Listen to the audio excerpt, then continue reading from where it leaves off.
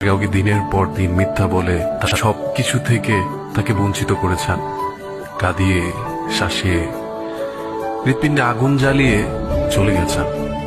যে মানুষটা আপনাকে অন্ধের মতো বিশ্বাস করত, সেই মানুষটার বিশ্বাস অর্জন করে আবার তারই বিশ্বাস ভেঙে দিয়েছেন।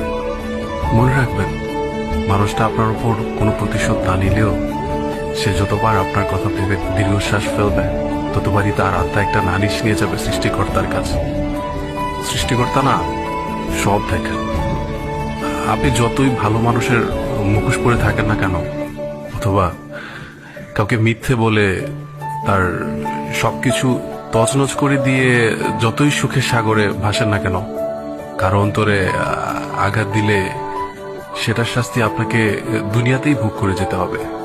মনে রাখবেন, সে যদি একটা সময় এসে আপনাকে মাফও করে দেয়, কোনো অভিশাপও না দেয়, তবুও শাস্তি আপনাকে ভোগ করে যেতেই হবে।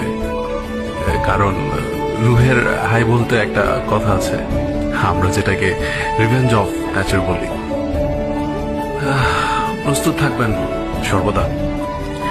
মানুষ ছেড়ে দিলেও প্রকৃতি কিন্তু কাউকে ছেড়ে দেয় না, এবং আপনার ক্ষেত্রেও তার বিপরীতটা হবে না।